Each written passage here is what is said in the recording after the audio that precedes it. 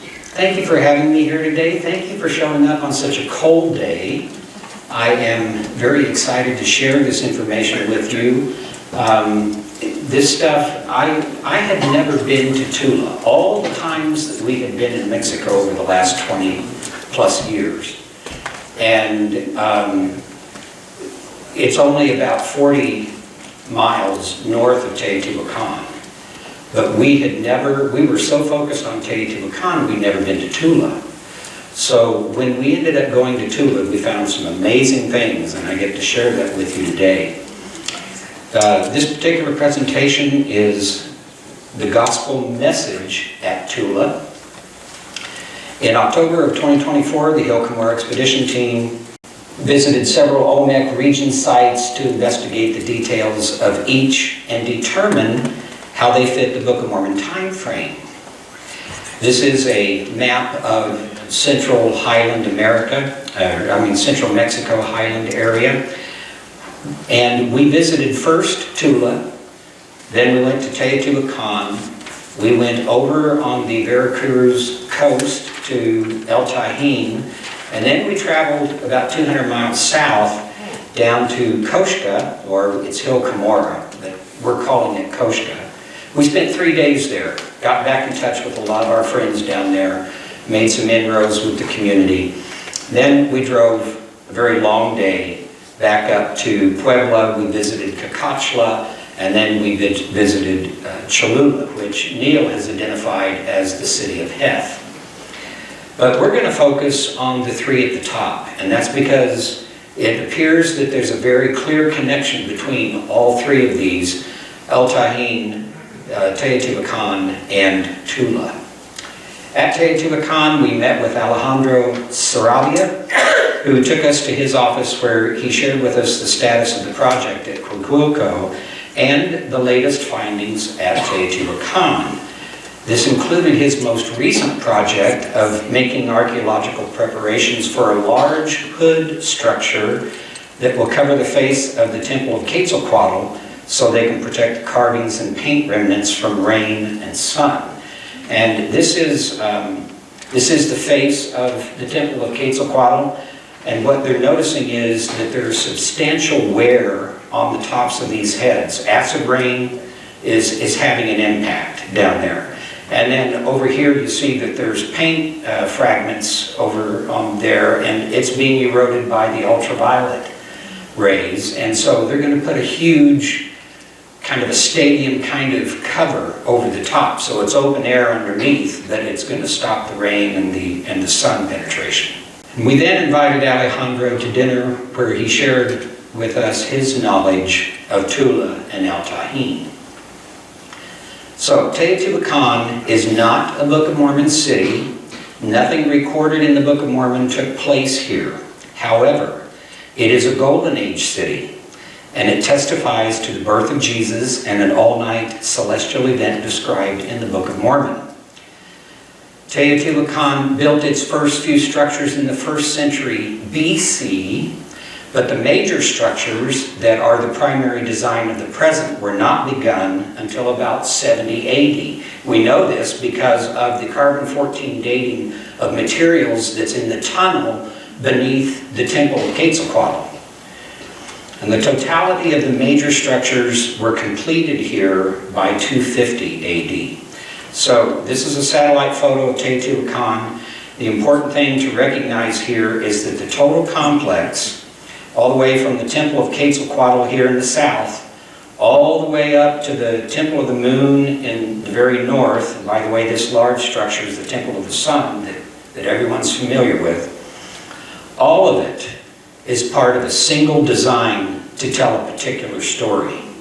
The Avenue of the Dead, which is this long structure here that connects everything, it represents a timeline of the 7 BC Jupiter-Saturn conjunction that is the Bethlehem Star. By the early 5th century AD, which is immediately following the Nephite final battle, Teotihuacan fell to internal forces, and the site has evidence of burning and abandonment. With the fall of Teotihuacan, the trade center of El Tajín began to rise in prominence. And by the late 5th century AD, El Tajín began to flourish. It appears that, like Teotihuacan, El Tajín was a blend of multiple influences, including Totonac, Huastec, Zapotec, and Maya. This is probably due to its central location along the trade routes. So, to kind of recap what I just gave you, you'll see up here that Teotihuacan, the major structures that we know of were built between 70 and 250 AD.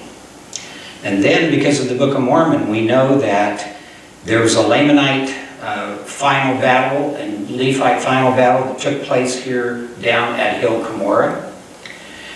Within the next 30 to 50 years, we believe that same influence, Lamanite armies, made its way up to Teotihuacan. And whether they actually did the invasion or whether they were forcing a change within the political structure of Teotihuacan, something dark was happening. And it resulted in Teotihuacan falling. So they moved out then, after 400, probably about 450 or so, into 500 AD, they moved out to El Tajín. I will tell you, traveling a couple of times, we've traveled from Teotihuacan over to El Tajín, and there is a substantially difficult mountain transition in this area. I'm talking very high, very sharp up and down hills and mountains that would have made a passage of a large army difficult. So there was some safety for these people over here. In addition to the fact they were very close to the water, and escape was much more probable to be able to get out of there. And this is in the lower area along the coastline. There's a lot of trade that was going on. So the architectural theme at El Tajín is the conch shell cross-section with allusion to the planet Venus. This symbol is found everywhere. Now this is a conch shell that's been cross-cut, and you'll notice there's 1, 2, 3, 4, 5 prominent points on it, and then this inward design. Well, if you look up here at all of these conch shell, this is a stylized conch shell design. You have that same concept with points and then an inward circle movement with it. This conch shell theme is also a stylized version of the artistic speech scroll found throughout all Maya work. This is a mural in the bottom right-hand side from San Bartolo. This masked person is speaking, and you can see these curls coming out, one bending down to the physical, the other bending up to the spiritual. But it's indicating that he is saying something, so he's speaking. So you'll see here, this particular, you have a doorway, which would indicate a breeze coming down or descending, and then you see these curls to the left and to the right on both sides of the doorway. Even one of the largest structures at El Tajín is built in the form of this symbol. This is a map of El Tajín, and right up here in the corner is the long wall that I just showed you. That long wall that you see along this bottom right is all along here. But notice that wall goes out and it makes that same design. It's huge. It's a huge structure. So because this stylized conch shell symbol is found everywhere at El Tajín, is there anything we can find that connects it to a sacred belief system? Guess what? This is a table of the Hebrew alphabet that includes the early symbols and meanings of the letters. And there it is. The letter Bet is the very symbol that's on all of those structures. By the way, Bet means house, or to dwell in a house. You can see side by side, there it is. So I went out to the website called Hebrew for Christians and found an incredible amount of information about the letter Bet. First, the letter Bet is the second letter of the alphabet, having the numerical value of 2. That's the gematria value. And the pictograph for the letter Bet is a house or a dwelling. And the architecture of the classic Hebrew letter, likewise, looks like a house made from 3 vavs. 1, 2, 3. You have the floor, the roof, and the upright, the wall. And notice that the opening on the left side of the letter functions as a window in letter form.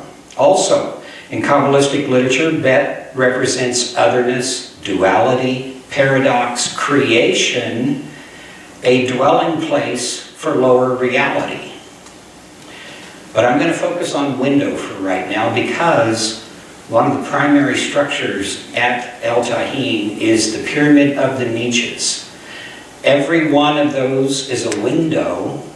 There are 365 windows in this building. It represents the calendar, the solar calendar. It's a symbol of the sun. And so even if there isn't the letter Bet, there is a window, just like I showed you in that one long wall. These are all windows indicating the letter the letter Bet. Also, the 3 vavs in the letter Bet add up to 18, which is the same value for chai, or life. The house of creation is then the life of the universe. Bet also has a prefixive function, meaning in, suggesting God's intention of abiding within the realm of creation. Another midrash says that the Torah begins with the letter Bet, which represents the number 2, because God created not one world, but 2. There is a realm of the world to come. The realm of this world, which is Olam Hazah, and there's the realm of the world to come, which is Olam Haba. We must live our lives in the present awareness of our eternal end in the world to come. And the scriptures begin with the book of Genesis. Our scriptures begin with the book of Genesis. But in Hebrew, their very first book is called Bereshit. It is the first letter of revelation from the Lord. The letter Bet is the first letter. And it's the letter that begins the word Bereshit. Bereshit's the first word in the Hebrew Torah.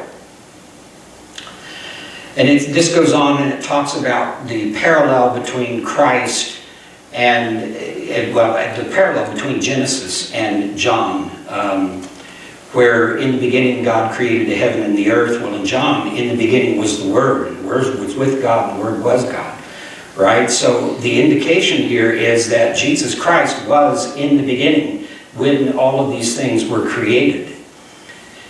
In addition to that, the names for God begin with the letter Bet. Ben Elohim.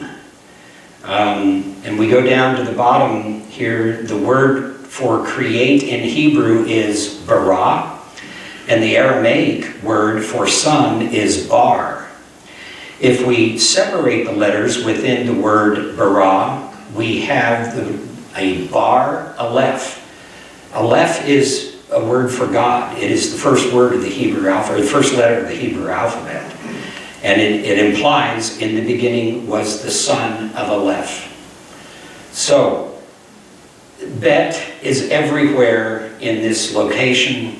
These symbols of the stylized conch shell, the niches, and the pictograph of the Hebrew letter Bet are literally on every structure at El Tahin. Therefore, El Tahin is almost screaming at us the Word, how God spoke creation into existence, and the importance of our walk through this creation. Additionally, over 20 ball courts have been found at El Tahin, which is highlighting the battleground between the physical and the spiritual. So let's take a moment and get into a little bit of the esoteric about the Hebrew belief system and the Kabbalistic belief system, the cube of space. And the reason is we're going to get to, this is also going to apply heavily at Tula. So the cube of space is a physical representation of the Hebrew alphabet. It is the fundamental building block for expressing morals in art and architecture. The Hebrew alphabet is comprised of the following. There are 3 mother letters, there are 7 letters with 2 sounds, and 12 letters with 1 sound for a total of 22 letters. The 3 mother letters are assigned to the 3 axes of length, width, and height. There are also elements assigned to these 3 axes. The east-west axis is the Hebrew letter Mem, and its element is water. The north-south axis is the Hebrew letter Shin, and its element is fire. The earth to heaven axis is the Hebrew letter Aleph, and its element is wind. Together, they represent the moment of creation. In the beginning, God created the heaven and the earth was without form and void, and darkness was upon the face of the deep. And the Spirit of God, wind, moved upon the face of the waters, the east-west axis. And God said, "Let there be light," which is fire. And it's the north-south axis. And there was light. So the 3 elements of air, water, and fire are represented here in allusion to the moment of creation, and each is an axis. And it's all done by God speaking the word. And that's all over here at El Tahin. The wind coming down and being spoken over everything, this actual huge structure that is the action of God speaking things into existence. The windows, look at this particular structure I've got highlighted here. There's a below and an above. There's the physical creation and there's the spiritual creation. Archaeologists believe that the people of El Tahin participated in human sacrifice due to this carving found on a ball court.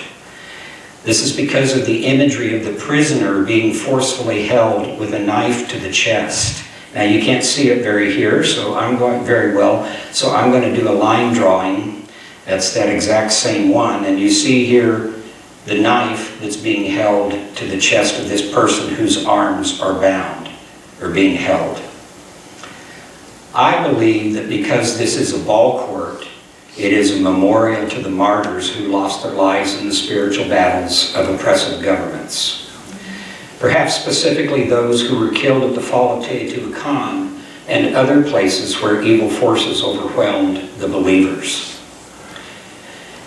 It appears that El Tahin reached its rise in status in part because it was a spiritual center. I have made a presentation on Teotihuacan before. Teotihuacan has a huge series of levels of lessons that are taught all along the Avenue of the Dead. Well, when they fell, when Teotihuacan fell, there wasn't a learning place anymore. There wasn't a place for them to go and renew, revive, and to bring their children or their generations behind, bring them along. So I believe with the fall of El Tahin, of Teotihuacan, El Tahin filled the role of being a teaching center for the surviving believers who had fled the dangers of the political structures in the Mexican Highland Valley. At the time that El Tahin was elevating in importance, the early development of Tula was taking place. But the present large structures at Tula were not built until the 10th century AD. Tula was contemporary with both Cholula and El Tahin. Now we're going to go back to the map real quick and just kind of give you an idea because visual helps along with hearing. El Tahin did not come into prominence until somewhere around the 500 AD time frame. It fell around 1150. Tula did not, we don't see the structures at Tula that we see today until around 850 or 900 AD. It also fell at 1150 AD, and I'll cover this later. Now, the major structures at Tula appear to be expressions of the gospel, and this is the primary focus of this particular presentation. So, this is a Google Earth photo of Tula. Note a couple things here. This photo was taken with an orientation of due north as being up, so this is due north up here. The site is built with an orientation of 17 degrees off of the cardinal points. In other words, here's due east, and you'll notice that everything in the plaza here is built at an angle of 17 degrees south of east. Guess what? It's the same as the temple of Quetzalcoatl at Teotihuacan. On the night of the sign of Christ's birth, the star Sirius rose in the east at just over 16.5 degrees south of east. So I believe that they're letting us know that this is a site that's dedicated to the gospel of Jesus Christ. But there's more to come on that. That sounds like a stretch, I know. But also, let's take a note at the location of structures around here. Notice that we have what's mostly a plaza with buildings around it, and then a stray building up here at the very north end. So, how can we interpret the site and its orientation? The plaza at Tula represents the plane of existence into which we are born. It is the realm of the four directions. It is our physical world. It's our physical walk through this world.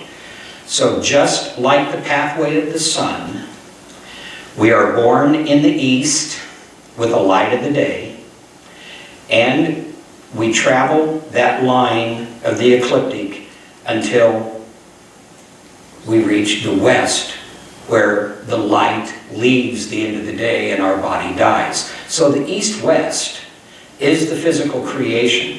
It's specifically our life, our birth and our death. And oh, by the way, we're set at task for doing a work at our birth, and at the end, look where it terminates. It terminates at a ball court. Ball courts represent the struggle between the spiritual and the physical. Everywhere we find ball courts, we find some kind of story, and usually it's aligned with the Book of Mormon story of struggles, a spiritual struggle that occurred in that particular city. And so it's fitting that at the end of the day, we will be rewarded based on how well we fought the fight to bring the spiritual and overcome the physical. But how do we interpret the north and south? What's going on here? We have a fairly small, low-level structure on the south end, but on the north, this is a huge complex, very complex. Guess what? The Maya believed that the north-south axis of this plane rotates 90 degrees to become the earth-to-heaven axis. Therefore, the south represents our physical walk through this world, while the north represents our spiritual faith. So when the body dies and our body's put into the grave, which would be the south into the grave, it goes below. This axis pivots and our spirit goes to heaven to meet with its maker. So you follow that? The south represents our physical walk. The north represents our spiritual belief system, so that when we die, we are restored to whatever our spiritual belief system is. That's right out of Alma. So let's take a look here. Actually, what it's telling us is that they're giving us all kinds of information here about their spiritual belief system, what they believe life after death is. So here's an isometric view of the same layout, and again, the real complexity of this particular site is right here on the north end of that complex. And this will give you an idea of that rotation. Notice what's in the south will go down, and what's in the north will go up. So at death, the body goes into the ground, and the belief system then becomes where your spirit heads. So, this is looking at the tipple that's on the north end in that complex from the plaza. This is a top-down view of the structures that are there on that plaza on the north end. This would be the plaza that you'd walk across. There's stairways that lead up onto the porch, so you can access the porch from the plaza. Kind of give you an idea of all the columns that are illustrated on this. Here's a photograph that is taken from the temple on top. And you can see here, there's all these circular columns. There's circular columns all the way around here, circular columns here on the end. But here on the porch are square columns, and in the middle room are square columns. So if this is a representation of their view of the afterlife, one of the first things that comes to mind is from the 14th chapter of John. Let not your heart be troubled. You believe in God, believe also in me. In my Father's house are many mansions. If it were not so, I would have told you. I go to prepare a place for you, and when I go, I will prepare a place for you, and come again and receive you unto myself, that where I am, ye may be also. And whither I go, ye know, and the way ye know. So, let's assume we do know the way. Is there anything we know about teaching of the afterlife that will help us to interpret these structures? Wow. So looking at, as I talked about before, this is the plaza and of the life that we walk through. And we can access the porch from the plaza, and the porch has a bunch of square pillars, and the only doorway to these rooms is actually the middle one that also has square pillars. And if the world that we walk through is the terrestrial world, then what if this middle room is representing the terrestrial glory? And the one on the right, the celestial glory. And the one on the left, the telestial glory. Now, why is it positioned here this way? Why is the celestial one here about halfway through the structure between east and west? When the sun is at its meridian height, halfway through its pathway in the sky, what's happening at that point?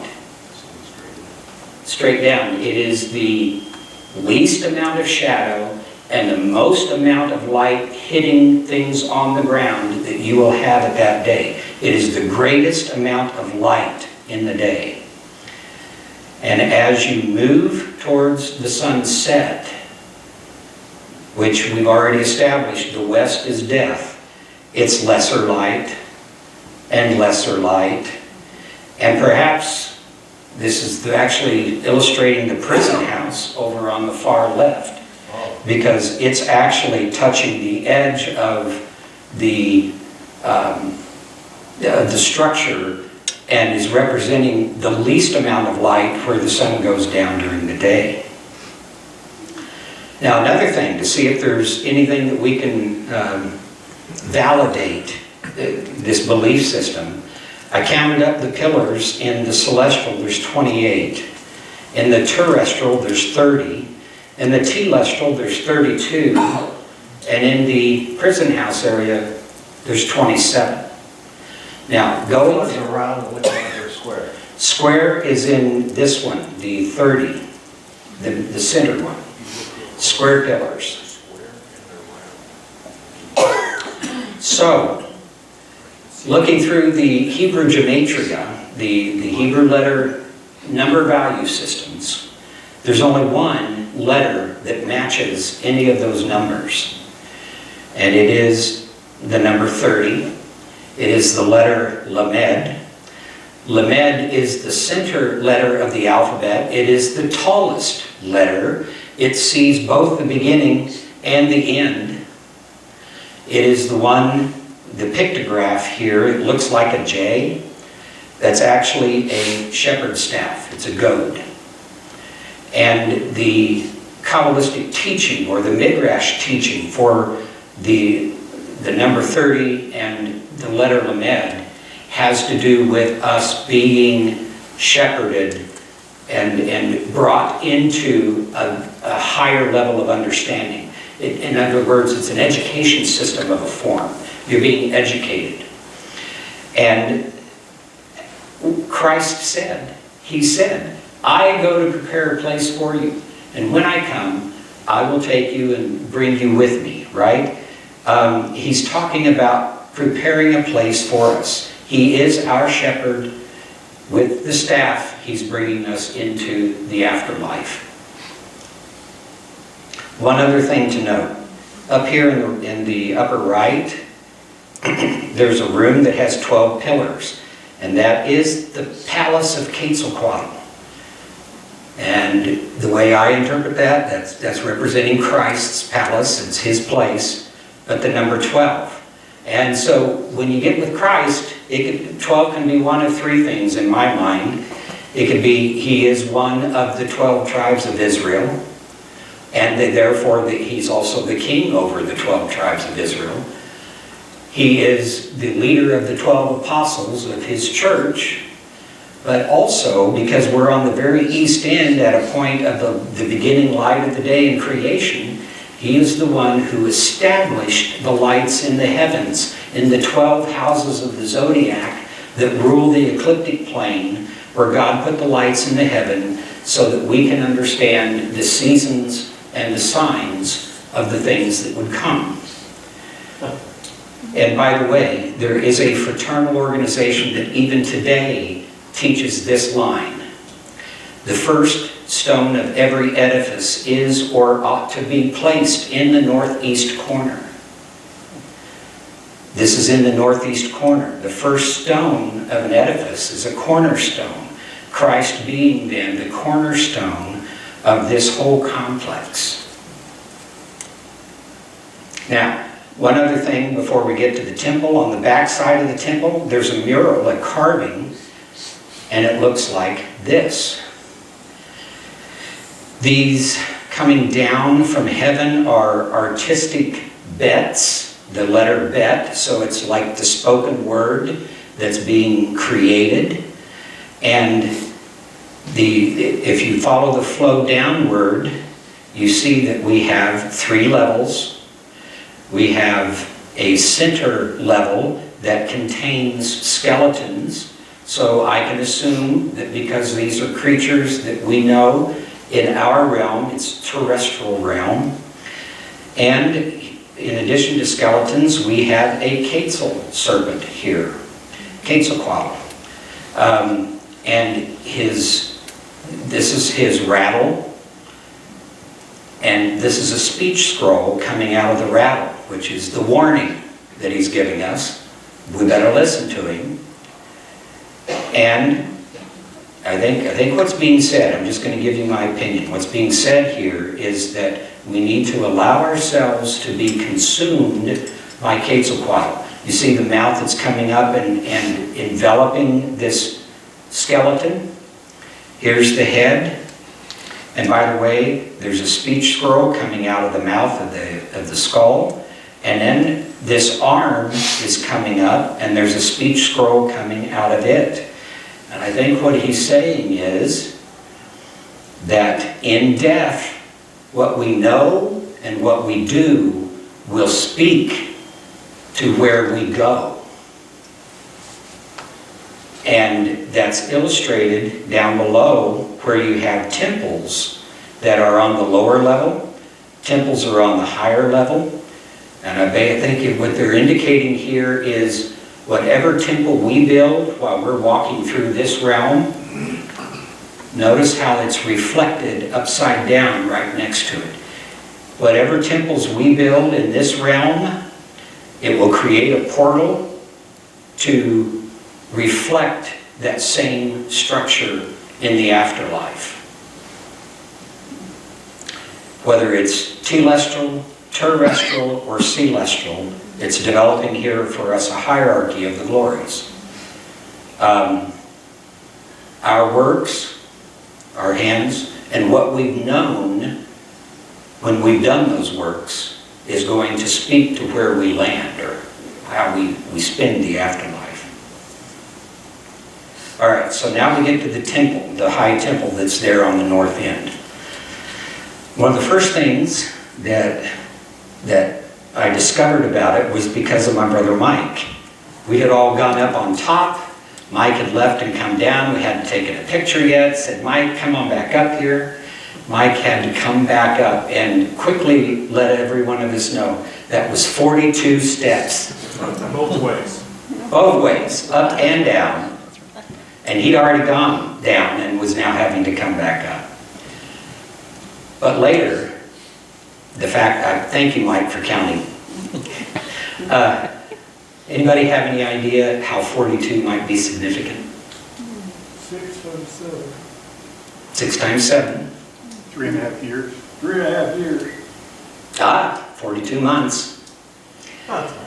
Actually, it's a little simpler. Out of Matthew, the 1st chapter, the 5th verse. So all the generations from Abraham to David were 14 generations, and from David until the carrying away into Babylon were 14 generations, and from the carrying away of Babylon unto Christ were 14 generations. Wow. 3 times 14 is 42. So I believe what's being said here is that if we will accept the pathway of Abraham, Isaac, and Jacob, that it will elevate us to the throne of the glory of Jesus. Now this is a artist's rendition of how the pyramid would have appeared when it was built. I mean, not pyramid, but the temple at the top would have appeared when it was complete. Note that the entry to the temple at the top causes one to pass between these two pillars. This is an allusion to the porch of King Solomon's temple, where you had to pass between the two brazen pillars to go into the temple itself. Also note that the pillars are descending Quetzalcoatls with the tails in the heavens and the mouth on the ground. I think that's a representation of the fact that Christ visited them after his resurrection. He descended to them. He came out of heaven. That's why his tail is there still. And he came down to speak to us on this earth. Wow. Also notice that back here, the statues that we're about ready to look at are actually holding up the beams that support the ceiling of this upper temple. But one other thing I want to show you is that this temple design is almost exactly like the Temple of the Warriors in Chichen Itza. This is the temple at Chichen Itza, and it's got the same design. I do not know if there's 42 steps. They won't let you on those steps anymore. We went a couple of years ago, and you could not get up onto this temple anymore. I've been trying to get photographs so I can count. I know that there's about 39 or 40. I don't know if there's 42. But you do notice here that these are complete Quetzalcoatl pillars. Upside down. Yeah, with the quetzal, the tails up high and the heads down on the ground. But coming back to Tula, this is what's left of one of those Quetzalcoatl pillars. But then you'll notice here that we've got 4 statues that they have been dubbed the Atlanteans. Is there anything that we can learn about them that would give us a hint as to what they are representing? Well, we're going to take a look. So he appears to be a priest because of his quetzal feather headdress that's up here. There is a rope at the waist, which seems to indicate that he has a bond or a covenant because of the tie that's done. Wow. There are pronounced bumps on the knees that might indicate prayer calluses. His eyes are open to see, his ears are enlarged and oversized to hear, and his mouth is open to speak. Also, he holds a copal bag in his right hand, which copal is a sacred incense. And while we can't see it, in his left hand, he holds an atlatl. And an atlatl is a spear-throwing device. So he has a weapon. And then he has a feather shield on his back with a skull in the center, implying that he is protected or supported by the knowledge of the ancients. And he wears a butterfly breastplate. Now, the butterfly is a sacred symbol for the Maya because it symbolizes rebirth. Let me give you a quick rundown about the two metamorphoses that the Maya held sacred. The first is when a tadpole changes to a frog. It represents our birth from the womb into this world, because the tadpole is a waterborne, water-breathing creature. And then it becomes an earthbound, air-breathing creature. Wow. And that's what happens to us. So that represents birth. The other metamorphosis that they held sacred is the caterpillar. Caterpillar walks around, is earthbound all day long, gets fat, closes himself up into a chrysalis, and then when he comes out, he is an airborne creature who does not have near the appetite he did before. Now he's feasting on blossoms and sweet nectars and so on. So the butterfly is a representation of that second transition at death, from our body going into the grave, but us becoming an airborne creature at that point. We're no longer earthbound. These guys have that kind of symbol. All of them, every one of them, have a butterfly symbol. So, we have Quetzalcoatl priests who operate under a covenant, who bring bags of sacred incense for a sweet offering unto the Lord, who are protected by the knowledge of the ancients, who spend lots of time in prayer, and whose heart operates in the realm of rebirth, and the four of them function as pillars between earth and heaven. So it didn't dawn on me then. It was that night when I fell asleep and woke up at 1 o'clock in the morning, and it's like, oh my gosh. This is a representation of the terriers, the three Nephites, and John the Beloved, who were given a specific gift that they would be able to go back and forth between the heavenlies and the earth and do Christ's work until he returned in his glory. This is a picture of the winged warriors that we found at the Ekbalam temple.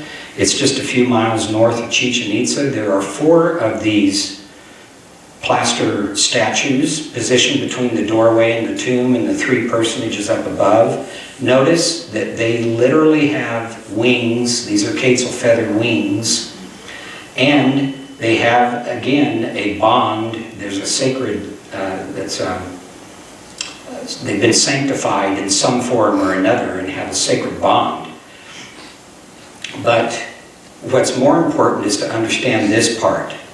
We know that that's what, I said, we feel very confident that that's what they're portraying because of this. This doorway is the doorway into a tomb. And directly above that doorway in the heavenlies, you have 3 personages. One sits in the center on the throne. The other one has a foot out of the heavens as if he's stepping into our lower realm. And the third one sets in the realm up above. It represents the Father, the Son, and the Holy Spirit. It's the Trinity that's being represented here. So that when our body goes into the grave, it immediately goes directly before God. Right? These guys are above the doorway of the tomb of death. But they're not all the way up in the heavens. And they are outside of that direct pathway between death and God.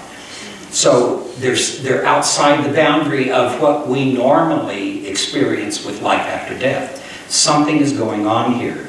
And so years ago, we identified these as, because there's 4 of them, as the 3 Nephites and John. And I'm very confident it's the same thing here. Because here they are with their feet on the ground and supporting the ceiling of the temple of Christ's glory. So, Tula is very straightforward. And I think this ball court up here, because it's so far north, so far up in the heavens, so to speak, may be representing the original battle in the heavens that where it became necessary for God and Christ to come up with the plan of salvation, which is being represented here in this plaza below. So the original battle in the heavens that created the need for the gospel is being represented here as well. So it appears that the site of Tula was an effort to create a concise expression of the gospel message in an age that was struggling to retain their spiritual heritage. Here they compiled the story of the gospel, the coming of Christ, the afterlife, and the 4 winged warriors, or we know them as the terriers, the 3 Nephites, John the Beloved. Tula was contemporary with Chichen Itza, and hence the architecture at Tula and Chichen Itza have strong connections. And if you don't know the geography, Tula is in the Mexican highlands just north of Mexico City. Chichen Itza is clear over in the northern part of the Yucatan. And yet they're being built almost simultaneously and have certain characteristics that mirror one another between the 2 locations. Both Tula and El Tajín were overrun in the 12th century AD and suffered from having their structures burned and the people scattered. This is consistent with what we found at Chaco Canyon in New Mexico, as they apparently suffered the same fate during the same time period. All of them are happening at about 1150 AD. And while Chichen Itza does not demonstrate signs of being burned and conquered, it began declining during this period, which may indicate that they had to expend more of their resources battling for survival rather than investing in growth and trade. So in conclusion, we can state the following. Teotihuacan is not a Book of Mormon city, but it is a Golden Age city that reflects the theology and cosmology of the Book of Mormon people. Number 2, with the fall of Teotihuacan, El Tajín became a regional power, and the buildings there testify of their Book of Mormon connections by the Hebrew symbolism of the letter Bet. El Tajín was probably a memorial to those who died remaining faithful to their belief in the gospel, and it became a continuation of the teaching center concept. Tula appears to be part of a renaissance of the gospel in the 10th century AD. Many cultures of the West demonstrate a flourishing of cultural development. This includes the late classic Maya, the Anasazi or Pueblo Indians, and the Mississippian woodland cultures, the Cahokia Indians, who all thrived from 900 AD until about 1200 AD when they began to be overrun by darker forces. Tula demonstrates clear and simple concepts of Hebrew Kabbalistic teachings found in the cube of space and it teaches the duality of the physical and spiritual creations. Amazingly, Tula also features teachings of the afterlife that are consistent with the restoration gospel found only in the revelations of Joseph Smith Jr. And I say this because in the Bible, 1 Corinthians 15th chapter, we have two verses that allude to, the first verse alludes to the names of the glories, telestial, terrestrial, celestial. And that's all it says. The very next verse talks about sun, moon, and stars. That's all it says. It's negligible. It doesn't connect it. It doesn't fill it out.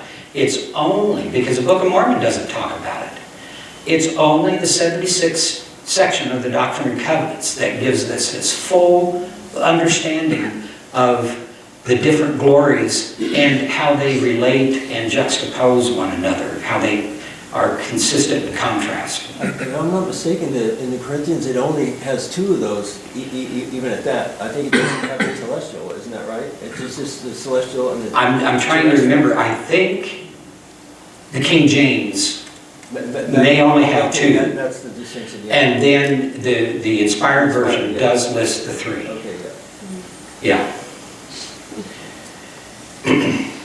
And Tula includes prominent artwork of the four servants who were provided with a special gift of life for the purpose of serving the three Nephites and John the Beloved. So it seems very apparent that while we have a Book of Mormon record that details the annihilation of the Nephite people, it is evident that the Nephite sacred culture and spiritual teachings continued for centuries after the 400 AD final battles. In our mind, we read through the Book of Mormon and we think, they're all gone. Well, Mormon and Moroni and all of that contingent of that political represented group are gone. But we're told that all the people from the north to the south during the Golden Age were practicing the words of Christ. They were following Christ. They were believers. So to lose Mormon and Moroni and the Nephite identified group, did we, in our mind, when we read that, we're thinking we won't find evidence of them anymore. Well, what we're finding is there's all kinds of evidence. They got pushed out to the hinterlands, and then they built and they reconstructed their belief system, and here it is. And then it got pushed over to, from Teotihuacan, it went to El Tajín. From El Tajín, it went to Tula. And at the same time it was being built at Tula, it was being built at Chaco Canyon up in New Mexico. So there was all kinds of stuff going on. And then Cahokia was flourishing at that time.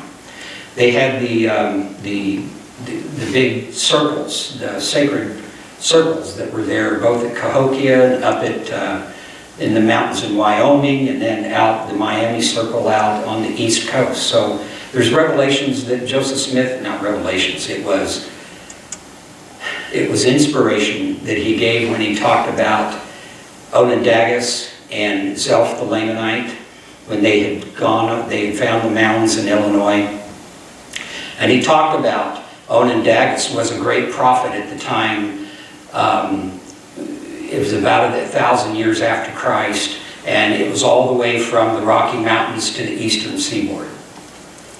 And we see hints of that in the Cahokia or Mississippian woodland culture.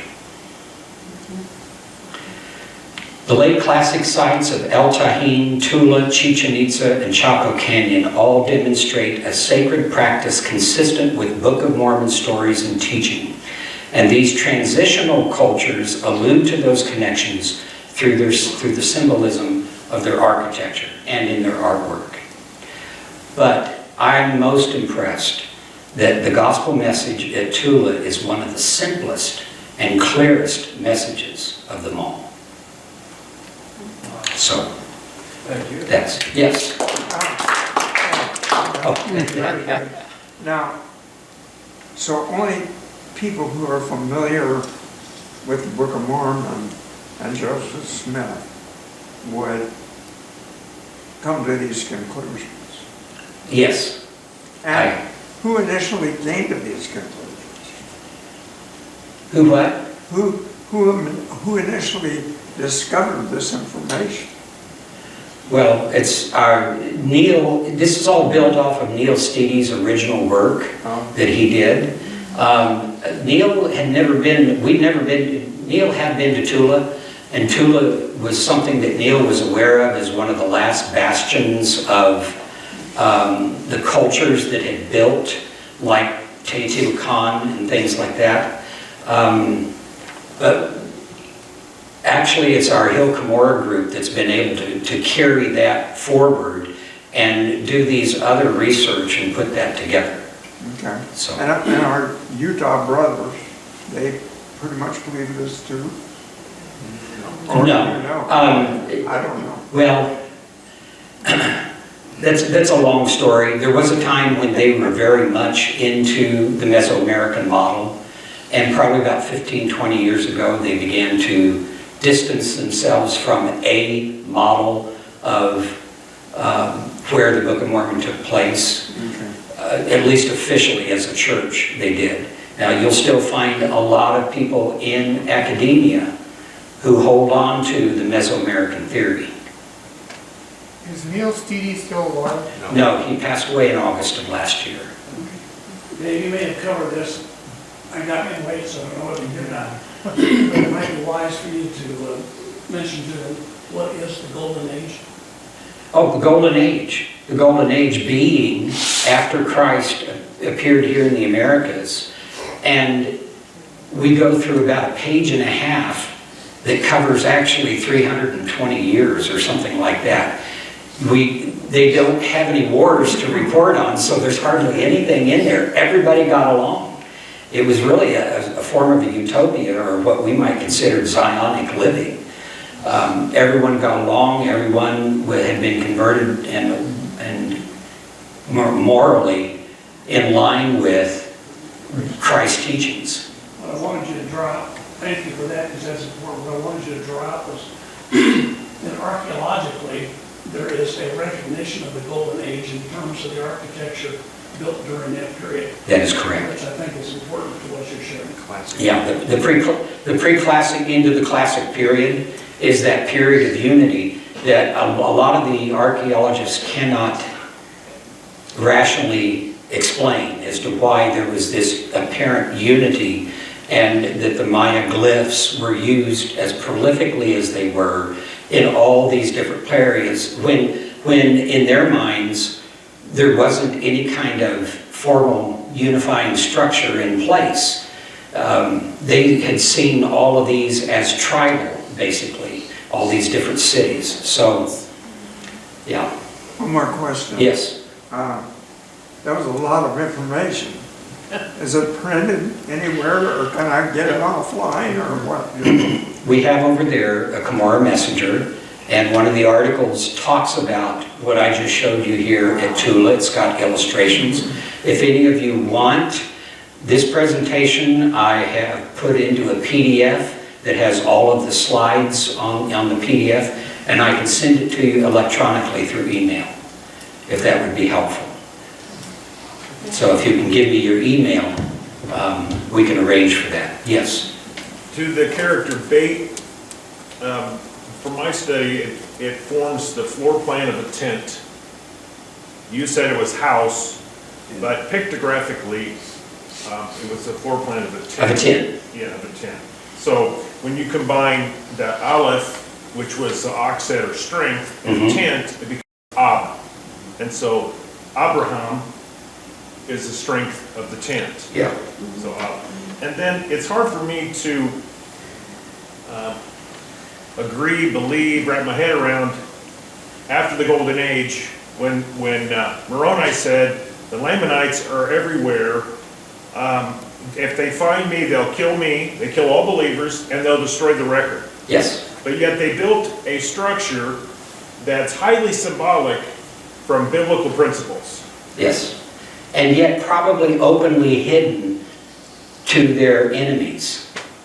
Because I don't know that the Lamanites, you would have to be taught how to read that. You would have to know that particular knowledge in order to be able to. So I'm an architect, and I'm secretly a Nephite, and I'm going to say, I think we ought to build these 4 columns in the shape of men, wink, wink, and everybody, all the Lamanites say, great idea. No, it's No. different. I don't think it's like that, no. What I think is, when Moroni is telling us that the Lamanites are everywhere, they're being hunted down, that is generally true of all the area where he had been. And it was still being true, I think that there were groups that were being chased out and killed off. No doubt about it. But that doesn't mean that there weren't pockets of individuals in different places who were still wanting to retain what they knew to be a true spiritual truth. They're like the restoration branches. of Very the- good, exactly. Yes. Yeah, Tim? Do you plan on downloading this presentation on YouTube at all? Yeah, I do. We're being filmed right now, and this will be put into a presentation and downloaded to YouTube. And you'd be able to access it from BillCamorraExpeditionTeam.org or hceti.org, which is also on those handouts over there, the Camorra Messenger. Okay, so real quick. So you saw, we went to Tula, we had pictures taken, we're holding something. We went to Teotihuacan, had pictures taken, we're holding something. We went to El Tajín, had pictures taken, we're holding something. And then we ended up down on the hill. We brought Neil with us. And we spread his ashes there on the Camorra. Wow. So we told him it's time for him to get to work. That's right there where that's Stela. He needs to get with it and get this thing moving. So it was a wonderful trip for us. And for me. And for Neil. Thank you. Thank you, David.